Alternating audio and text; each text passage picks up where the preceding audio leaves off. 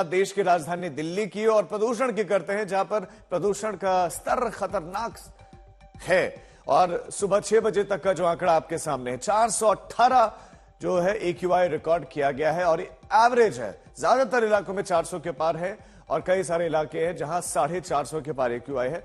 जहांगीरपुरी, आनंद विहार, ये वो जगह जहां पर AQI सबसे ज्यादा रिकॉर्ड किया गया है। 37 में से 29 केंद्रों पर 400 के पार एयर क्वालिटी इंडेक्स है। आनंद विहार में 465 दर्ज किया गया है। तो बीती रात से ही दिल्ली में स्थिति चूंकि गंभीर है, उसे को देखते हुए ग्रैब 4 लागू कर दिया गया है। ये वो इलाका है जब भी दिल्ली की हवा जो है वो खराब होनी शुरू होती है तो सबसे ज्यादा जो इलाके प्रभावित होते हैं उसमें एक आनंद विहार भी है, जहां पर मैं मौजूद हूं।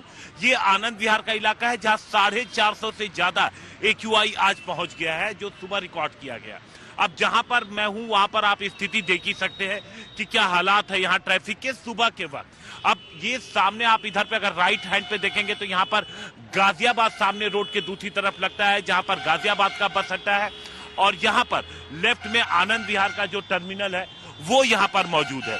और थोड़ा सा आगे जाने पर साहिबाबाद इंडस्ट्रियल एरिया भी है।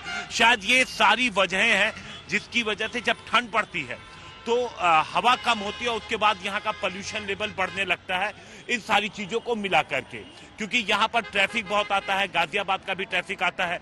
अब एक बार फिर से ग्रैब 4 लागू कर दिया गया है।